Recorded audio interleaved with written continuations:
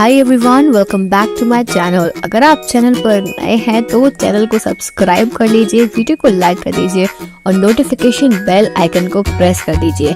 इस चैनल पर आपको मिलती है बेस्ट करियर गाइडेंस, यूनिवर्सिटी से रिलेटेड सारे अपडेट्स, साथ ही में फोरेंसिक साइंस के स्पेशल लेक्चर्स। तो जल्दी से सब्सक्राइब कर लीजिए, लाइक कर दीजिए और वीडियो को शेयर करना मत भूलिए। Hi everyone, welcome back to my channel. I hope you all are doing good. तो आज का है हमारा part number 8 in which we will be discussing about identification of vaginal secretion and menstrual blood. जो vaginal secretions होते हैं, menstrual blood होता है, उसका हम आइडेंटिफिकेशन कैसे करते हैं।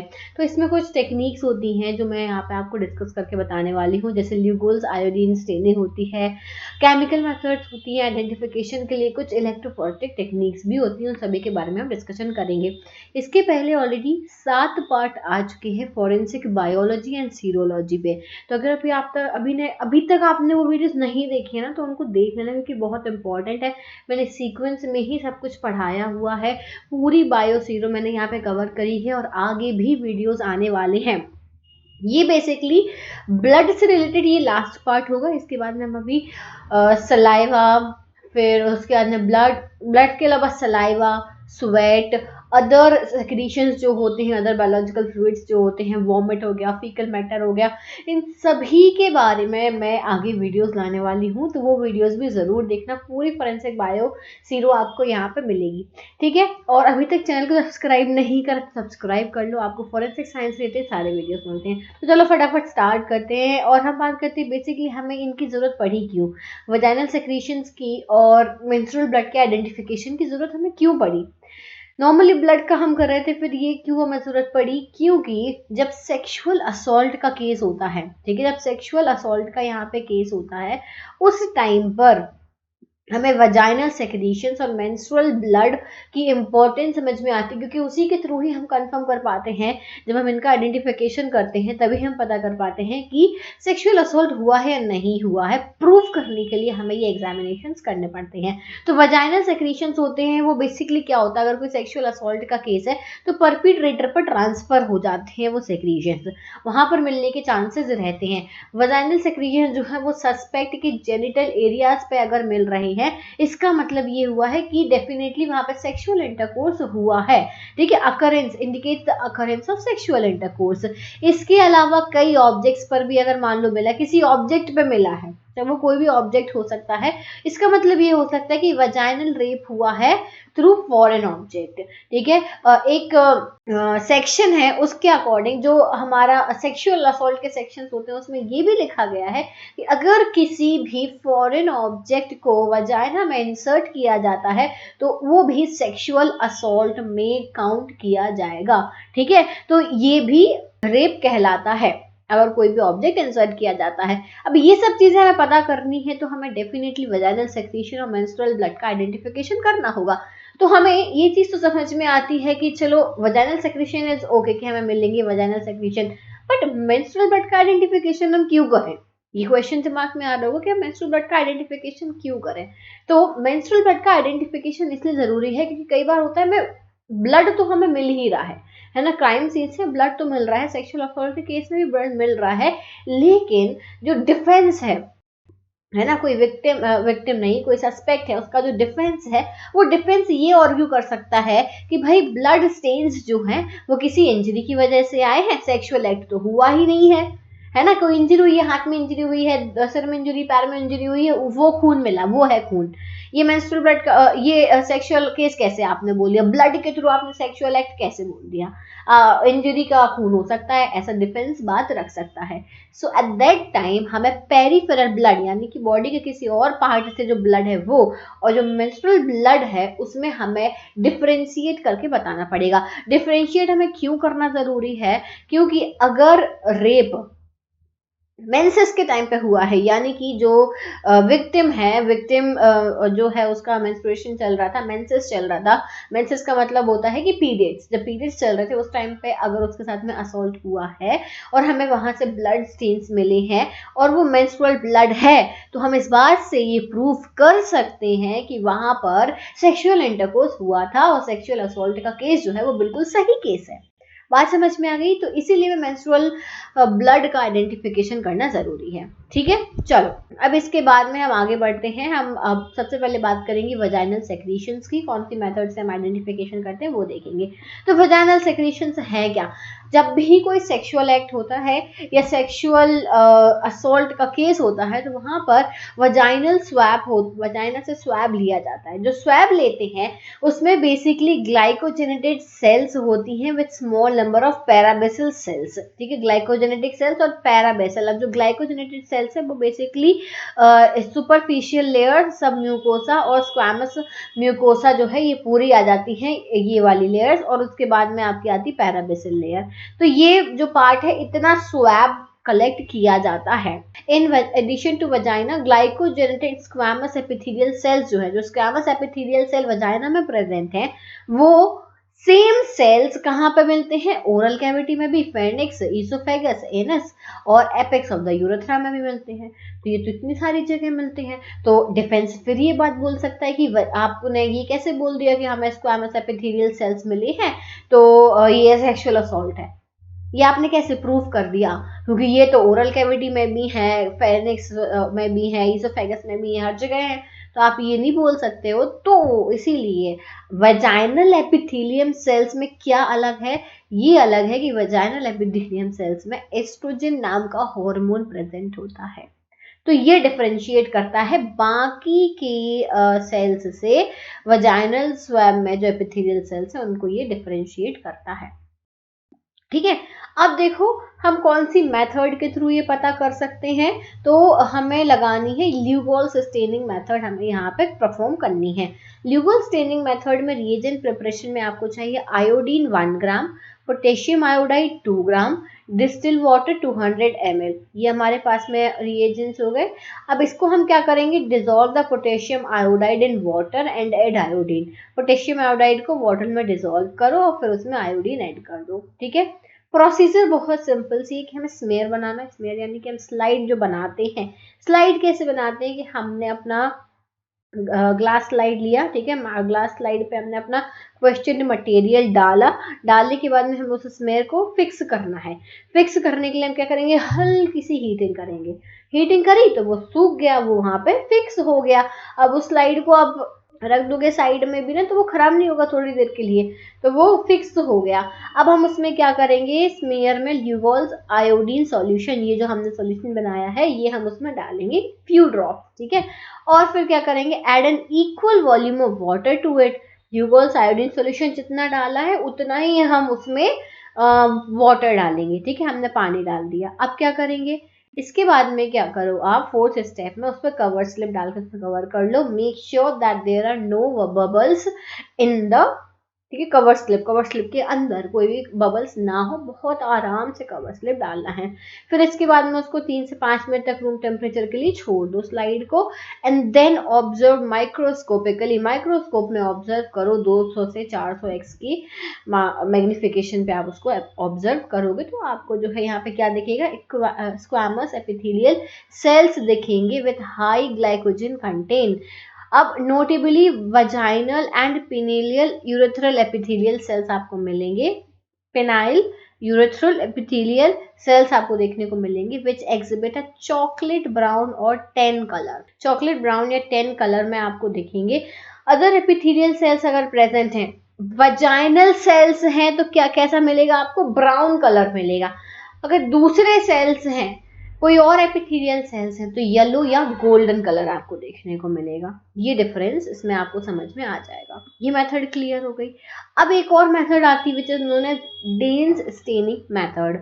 डेन्स स्टेनिंग मेथड में क्या होता है? यहाँ पे एक चीज बताएं, हम अलग अलग सेल जैसे बकल कैविटी के सेल्स हैं, उसके बाद में बकल कैविटी, वजाइना और स्किन, 3 सेल्स को हम यहाँ पे डिफरेंशिएट कर सकते हैं। अगर कोई बोलता है कि नहीं ये यहाँ के सेल नहीं वहाँ के सेल से फलाना ढिमकाना, तो हम अलग अलग जगह से सैंपल कलेक्ट करेंगे, उनमें हम यहाँ पे अपना ये मेथड, स्टेनिंग मेथड लगाएंगे और ये बताएंगे कि ये इस जगह के, ये इस जगह के, ये इस जगह के सेल्स हमें मिले हैं। तो जो स्किन एपिथेलियल सेल्स होते हैं वो केराटिनाइज्ड सेल्स होते हैं, मतलब इनमें केराटिन प्रेजेंट होता है, इसलिए हम इनमें केराटिनाइजिंग स्क्वामस एपिथेलियल सेल्स में डाल देते हैं। फिर जो बकल यानी कि आपका माउथ जो कैविटी है, और जो वजाइनल एपिथेलियल सेल्स हैं वो non keratinising squamous epithelial cells होते हैं। अब स्किन सेल्स होते हैं जो उनमें न्यूक्लियाई प्रेजेंट नहीं होता है, स्किन एपिथेलियल सेल्स में न्यूक्लियाई प्रेजेंट नहीं होता है, और जो अदर ऑर्गेनेलीज होते हैं वो उसमें प्रेजेंट रहते हैं। वहीं अगर हम बक्कल और वजाइनल सेल्स की बात करें तो उसमें न्यूक्लियाई प्रेजेंट होता है। इसी मॉर्फोलॉजी के बेस में जब हम स्टेनिंग करते हैं, फिर माइक्रोस्कोप के नीचे देखते हैं, तो हमें ये आराम से समझ में आ जाता है। ठीक है, अब ये यहाँ पर dense staining has been developed to distinguish all three types of cell, ये तीनों को डिफरेंशिएट करने के लिए बनी है। स्किन सेल्स जो होंगी वो रेड एंड ऑरेंज कलर में दिखेंगी। ठीक है, ये स्किन सेल्स जो है वो रेड एंड ऑरेंज कलर में होंगी। बकल सेल्स जो होंगी ऑरेंज पिंक रेड न्यूक्लियाई में दिखेंगी, और जो वजाइनल सेल्स होंगी वो bright orange with orange nuclei में प्रेजेंट होंगी। ठीक है, तो ये वजाइनल सेल्स हो गए आपके, ये बकल सेल्स हो गए, और उसके पहले जो हमने देखे थे वो स्किन सेल्स थे। समझ में आके डायग्राम क्लियर हो गया? तो इस तरीके से आप तीनों सेल्स को डिफरेंशिएट कर सकते हो। अब हम बात करते हैं मेंस्ट्रुअल ब्लड की। अब मेंस्ट्रुअल ब्लड का हम आइडेंटिफिकेशन कैसे करेंगे, इसमें भी मैं आपको दो टेक्निक्स बताऊंगी। तो एक केमिकल टेक्निक होगी, एक इलेक्ट्रोफोरेटिक टेक्निक होगी। पहले ये समझ लो कि मेंस्ट्रुअल ब्लड होता क्या है। तो मेंस्ट्रुएशन सबने पढ़ा होगा अपने स्कूल टाइम पे, हायर सेकेंडरी में मेंस्ट्रुएशन के बारे में सबको पता है। मेंस्ट्रुएशन एक पीरियोडिक डिस्चार्ज होता है, मेंस्ट्रुएशन एक प्रोसेस होती है, 28 डेज से लेके 30 दिन की एक साइकिल चलती है वुमेन्स के अंदर। ठीक है, तो ये एक मेंस्ट्रुएशन मतलब periodic discharge of blood and elimination of degenerated lining of endometrium. एक एंडोमेट्रियम लाइनिंग का फॉर्मेशन होता है, ये एक एंडोमेट्रियम लाइनिंग का फॉर्मेशन होता है। ये जो लाइनिंग होती है ये धीरे धीरे करके यहाँ से बाहर पास हो जाती है, ब्लड जो है वो बाहर आ जाता है अगर प्रेगनेंसी अगर नहीं होती है तो। ठीक है, तो ये जो बाहर आ रहा है उसमें आपको simple columnar epithelium and the stroma ये उसमें प्रेजेंट होते हैं उस ब्लड में। ठीक है, तो अगर हम एक कोई वुमेन है जो मेंसेस से थी और उस टाइम पे सेक्सुअल असॉल्ट हुआ है उसके साथ में, और हमें ब्लड सैंपल मिला है, तो अगर वो मेंस्ट्रुअल ब्लड है तो हम ये चीज़ प्रूव कर सकते हैं कि वहाँ पर जो है वुमेन के साथ में सेक्सुअल असॉल्ट कॉज हुआ है। अब देखो यहाँ पर सिंपल कोल्यूमिनर एपिथेलियल जो होते हैं वो कैसे बनते हैं, सिंगल लेयर्ड एलोंगेटेड सेल्स इसमें प्रेजेंट होते हैं जो कि एपिकल सर्फेस ऑफ एंडोमेट्रियम में प्रेजेंट होंगे।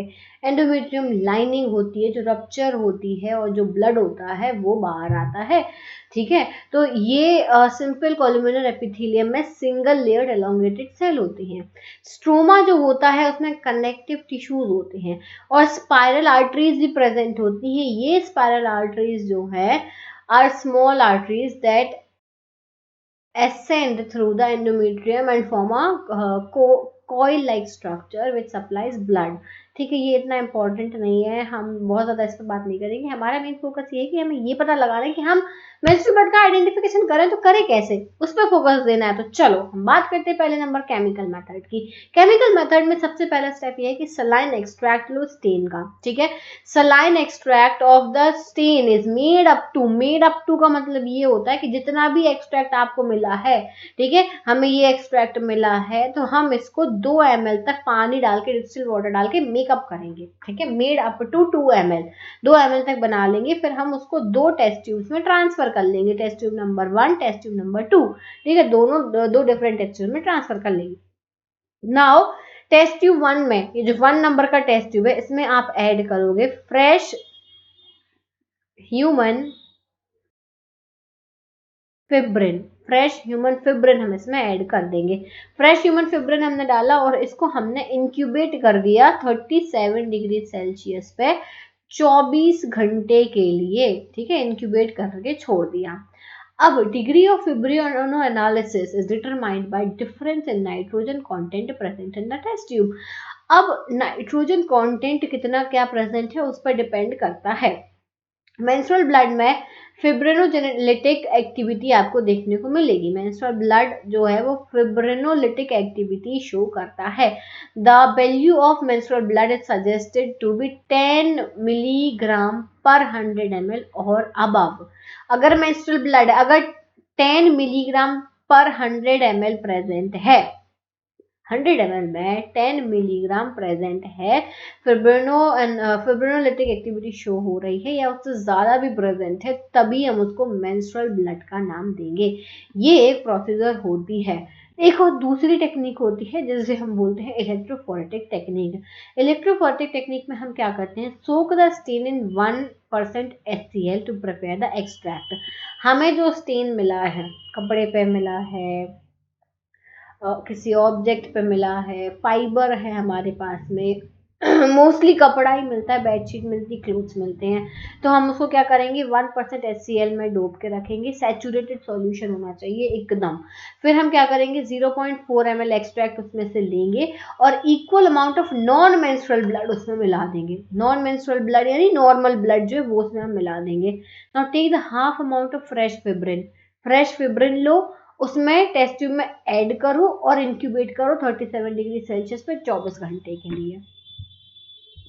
फिर बनाओ आप बारबीटोन बफर प्रिपरेशन। अब ये अभी कंप्लीट नहीं हुई ये मेथड, हमने वो रख दिया। अब हम यहाँ पे अपना ये बारबीटोन बफर प्रिपेयर करेंगे, जिसके लिए आपको सोडियम बारबीटोन चाहिए 33 ग्राम, सोडियम एसीटेट हाइड्रेट 19.5 ग्राम, N/10 HCl 205 ml और डिस्टिल वाटर 3 लीटर। इतना ज़्यादा चाहिए है, ठीक है। ये हमने इकट्ठा कर लिया। अब क्या करेंगे, हम 20 ml सैंपल लेंगे, उसको हम वाटरमैन फिल्टर पेपर पर डालेंगे इन इलेक्ट्रोफोरेटिक मशीन। जो इलेक्ट्रोफोरेटिक मशीन होती है उसमें वाटरमैन फिल्टर पेपर पर 20 ml सैंपल डाल देंगे। मशीन को 20 से 150 वोल्ट पर रन कर देंगे। 20 to 150 वोल्ट पर हम इसको 16 घंटे के लिए रन करेंगे मशीन को। अब क्या होगा, after the strips are dried, strips को फिर हम ड्राई करेंगे 105 डिग्री सेल्सियस पे। The stain of the stain the Whatman filter paper, जो फिल्टर पेपर था हम उसमें स्टेनिंग करेंगे by azocarmine B. Azocarmine B एक तरीके का स्टेन होता है, ठीक है। तो हम इसको स्टेन करेंगे एजोकार्माइन बी से वाटरमैन फिल्टर पेपर को। तो क्या होगा, menstrual blood extra bands are formed due to presence of fibrinolytic product. Menstrual blood में एक्स्ट्रा बैंड्स का फॉर्मेशन हुआ क्योंकि इसमें फिब्रिनोलिटिक प्रोडक्ट्स प्रेजेंट होते हैं। ये मेथड होती है सिंपली मेंस्ट्रुअल ब्लड को या वजाइनल सेक्रीशन जो होते हैं, वजाइनल सैंपल जो हमें मिला है उसका आइडेंटिफिकेशन करने के लिए। Is that clear? I hope कि समझ में आ गया होगा। कोई भी डाउट है तो आप मुझसे कमेंट सेक्शन में पूछ सकते हो। साथ ही में टेलीग्राम ग्रुप को ज्वाइन कर लेना। नोट्स वगैरह कैसे मिलेंगे, कहाँ मिलेंगे, सब कुछ वहाँ पे आपको अपडेट मिल जाएगा। So thank you so much for watching this video. I will see you soon in the next video. Till then take care, bye bye.